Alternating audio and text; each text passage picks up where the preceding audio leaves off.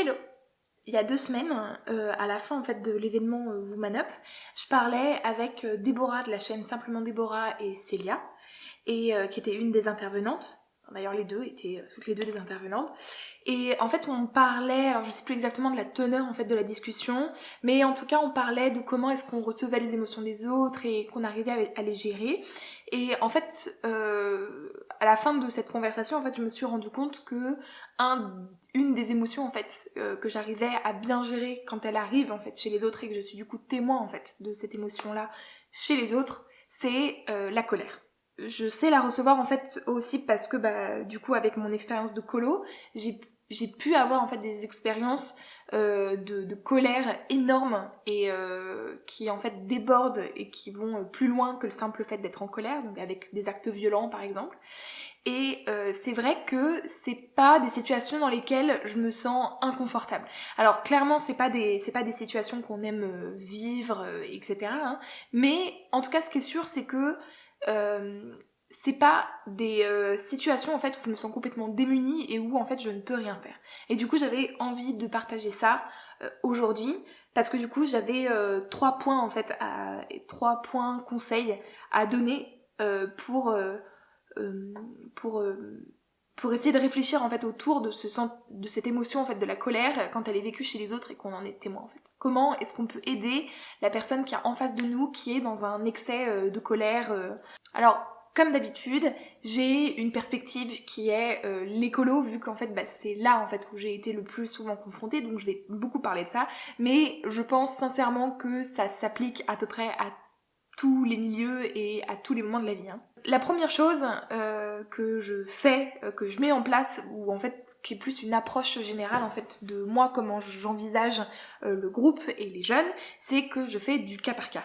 Alors le cas par cas, ça fait très vite peur quand on en parle entre directeurs, parce que du coup on est quand même dans des séjours où on a plus d'une dizaine, voire 20, voire 30, voire 40, voire 50, voire encore plus, donc des groupes assez importants. Et quand on se dit qu'on doit faire du cas par cas, donc en gros considérer chaque individu en fait de ce groupe de façon individuelle et en fait essayer quand même de trouver un compromis entre le collectif, la collectivité et l'individu et ses besoins propres, généralement les directeurs font un peu la tronche quoi quand on leur dit ça.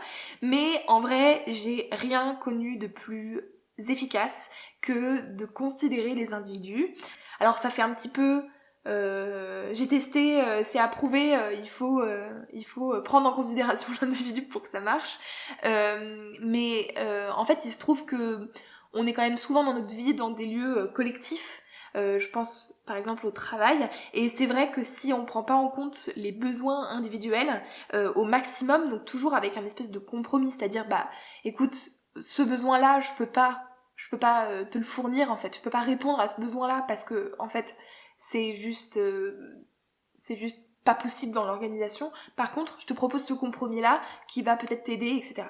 Donc en soi, on a quand même souvent tendance à gommer en fait les besoins individuels sous prétexte que on est en collectivité. En plus, en France, il y a vraiment une énorme valeur au niveau de l'égalité. Donc en gros, les mêmes règles pour tout le monde, les mêmes options pour tout le monde. Et moi, j'aurais tendance à plus parler en fait d'équité. Voilà, donc de se dire en fait chacun va avoir le système qui convient à lui-même en fait.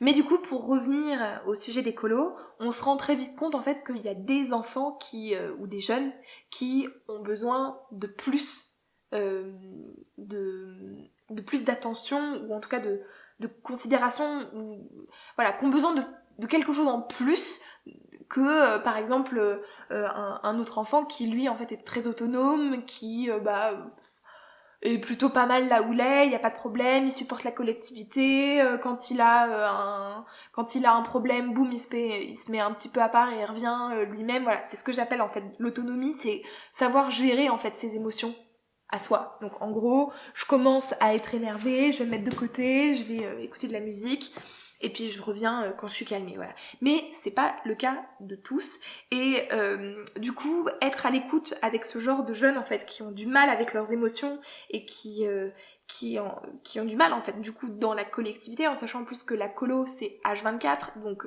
en vrai on n'a pas de temps de rupture comme ça peut être à l'école par exemple, où on rentre à la maison chaque soir, donc en fait chaque soir on se retrouve entre guillemets seul, on peut prendre du recul. Là la colo c'est tout le temps H24, on est en plus dans les dortoirs, on n'a pas de chambre individuelle la plupart du temps, donc voilà, donc ça peut être un peu compliqué, et du coup savoir repérer en fait les jeunes qui sont sujets à ça en fait, qui ont vraiment qui ont besoin d'être accompagnés en fait dans la gestion de leurs émotions. Je pense que c'est vraiment assez clé. Et du coup l'objectif c'est de devenir un peu la personne référente.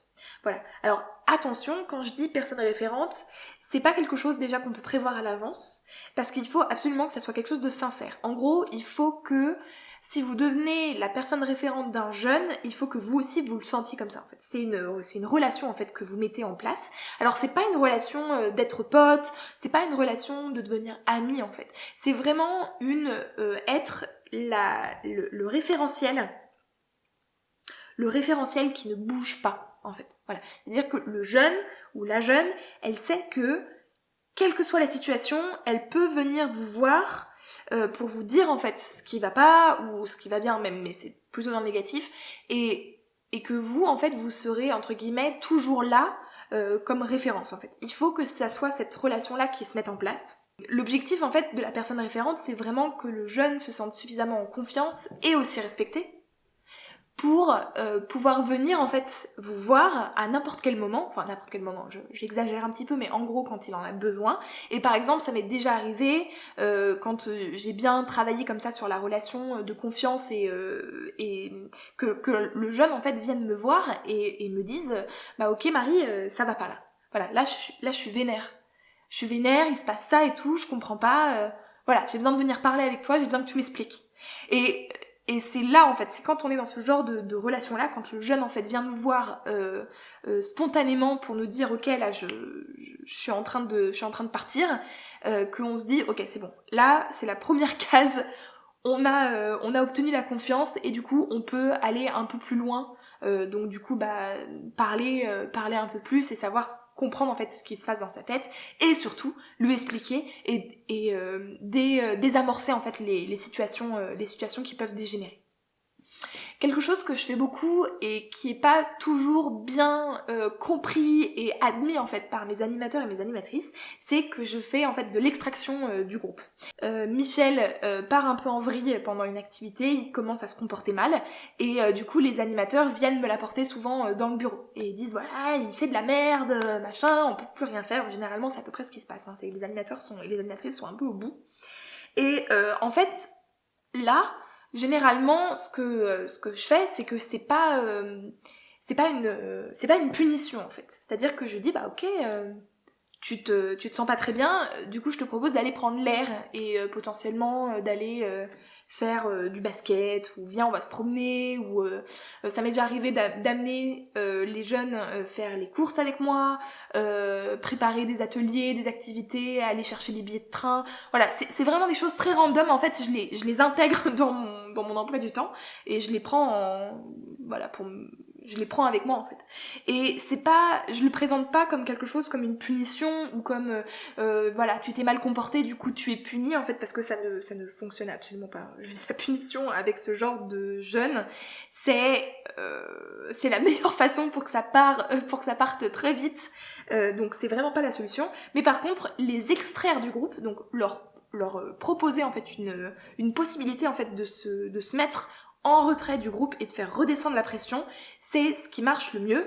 Et en plus, si c'est avec la personne référente, c'est encore mieux parce que du coup, pour eux, ça colle totalement. C'est genre, ok, c'est bon, je vais aller avec Marie, y a pas d'enjeu, elle me respecte, je la respecte, tout va bien, quoi. Voilà, tout va bien. Et ça permet de faire redescendre la pression absolument. En fait, ce qui se passe généralement quand le jeune ou la jeune part un peu en vrille, c'est j'ai écouté un podcast en fait il y a pas longtemps et j'ai enfin mis en fait les mots sur cette émotion là que moi aussi je ressens et que j'ai j'ai du mal à gérer, j'arrive à la gérer chez les autres, mais encore sur moi c'est difficile, c'est le tilt. Donc je vous mets le podcast en barre d'infos, donc c'est le podcast Émotion de Louis Média, et c'est l'épisode sur la frustration.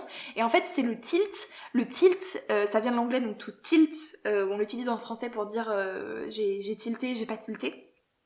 Mais c'est pas exactement la bonne définition. Donc le tilt, c'est un concept du poker où les joueurs en fait commencent à se vénérer en fait parce qu'il s'est passé quelque chose qu'ils ont pas contrôlé, qu'ils ont pas bien qu'ils ont pas bien géré, bon bref, ils commencent à se mettre en colère en fait sur le jeu, et du coup ça va entraîner un blocage total du cerveau, ça va les empêcher de prendre les bonnes décisions, et ça va faire un cercle vicieux, et qui va du coup, plus ils vont prendre des décisions qui en fait sont pas rationnelles, et qui sont pas motivées par des éléments rationnels, et du coup en fait ils vont de plus en plus perdre, etc. C'est un mot aussi qu'on utilise beaucoup dans les jeux vidéo, par exemple il y a un nombre incalculable de souris qui ont été détruite par les tilts en fait. Donc en gros c'est les joueurs qui commencent à perdre, etc. et qui se vénèrent et qui explosent leur souris en fait. Donc c'est quelque chose d'assez impressionnant, mais c'est quelque chose qui est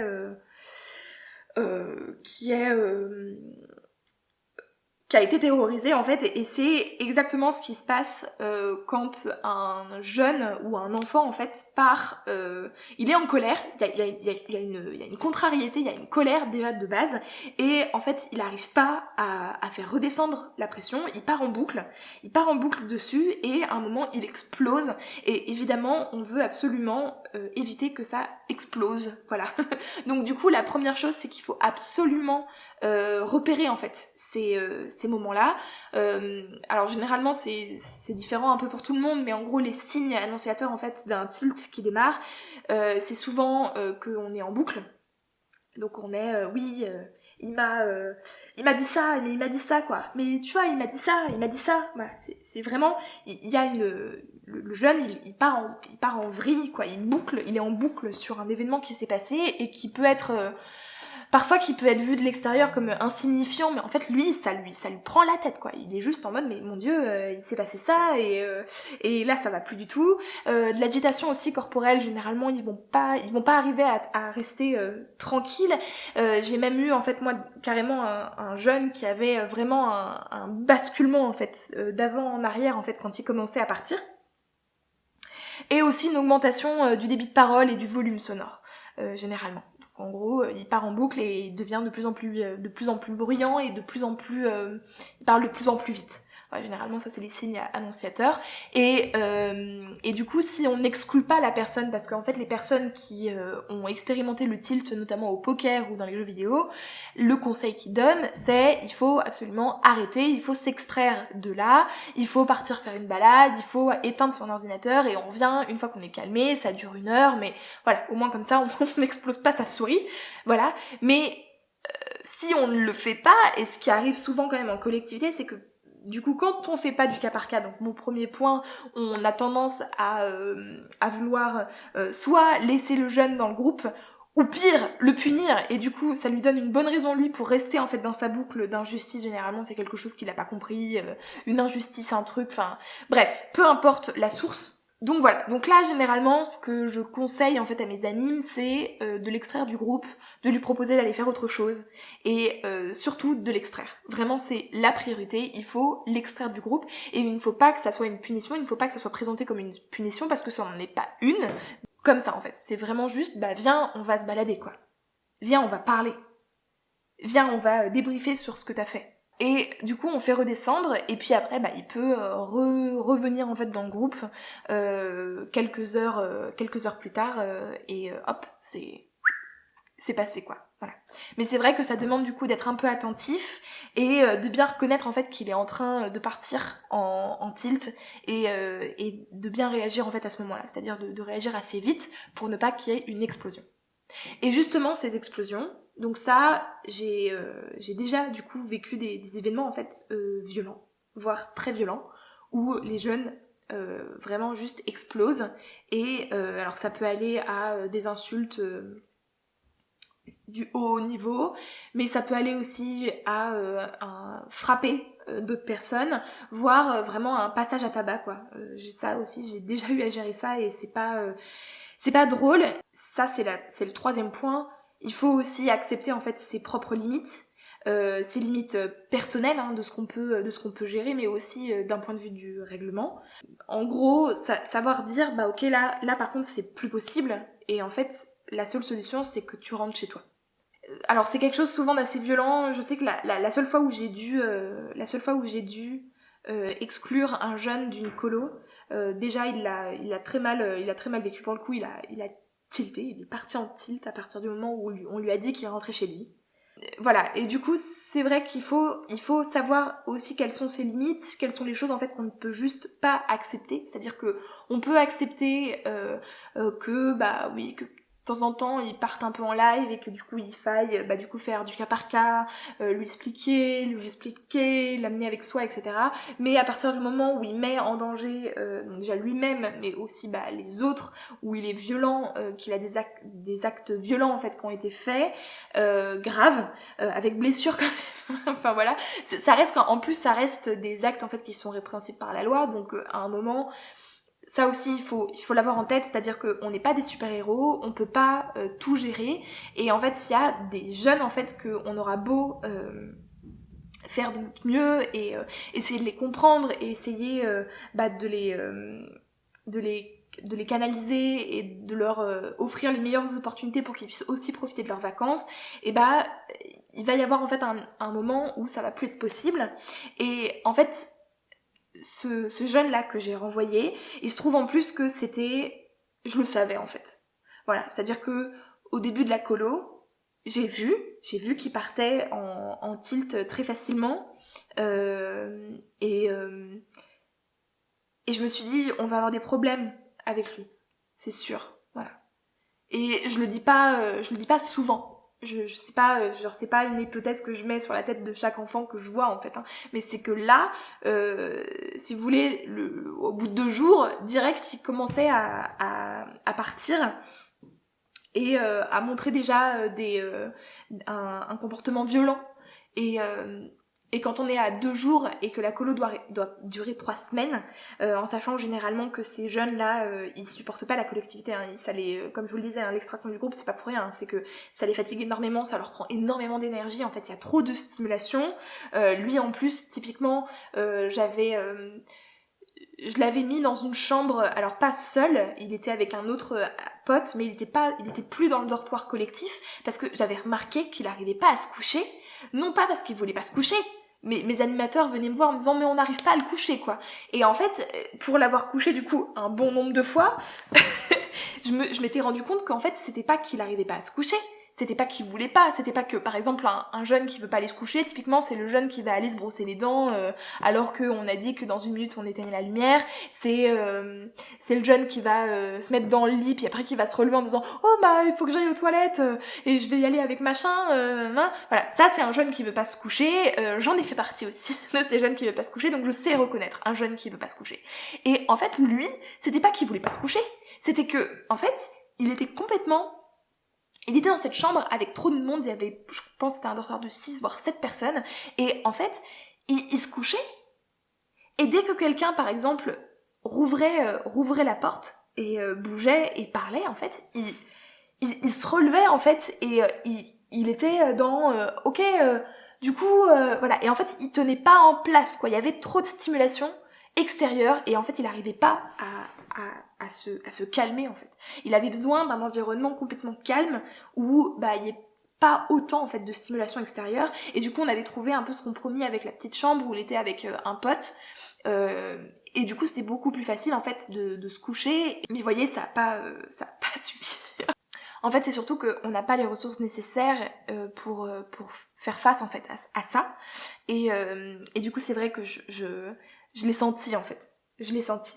Quand j'ai vu qu'au bout de 2 jours il pétait un câble, je me suis dit oh là là, il va pas finir. il va pas finir, c'est pas possible qu'il puisse finir en fait. Souvent les jeunes comme ça, c'est au bout d'une semaine qu'ils commencent à montrer en fait des signes de fatigue et que du coup c'est la colère qui prend souvent le pas. Mais là au bout de 2 jours, il était déjà complètement survolté. Donc voilà, donc je le savais déjà. Alors tout ça pour dire quoi, au final ça sert pas à grand chose de le savoir parce que bah on renvoie pas quelqu'un alors qu'il a rien fait. Par contre ça permet d'être un peu plus attentif et du coup peut-être qu'on a réussi en fait à reculer en fait le moment où il allait complètement péter un câble.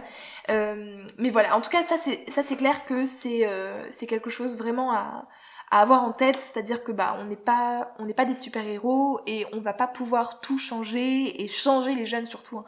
Souvent quand je parle avec des directeurs et des animateurs, ils pensent en fait qu'on a vraiment un rôle à jouer en fait dans l'éducation et qu'on peut changer les choses, etc. Moi je pense pas. Je pense pas. Notre seule mission, c'est quand même de faire passer des vacances aux jeunes qu'on reçoit. Et c'est tout en fait. Voilà. Et c'est une erreur de se positionner en fait en super-héros de l'éducation et de vouloir résoudre en fait tous les problèmes des jeunes parce qu'on ne le peut pas. La seule chose c'est qu'on peut au moins faire en sorte de garantir la sécurité de tout le monde et la sécurité affective et ça passe aussi par là. Voilà. Je vais m'arrêter là pour cette vidéo. J'espère que ça vous aura permis de réfléchir un petit peu et ça vous aura peut-être donné des clés de compréhension par rapport à la colère des autres. Voilà. Je vous dis à très vite pour la prochaine vidéo. Ciao!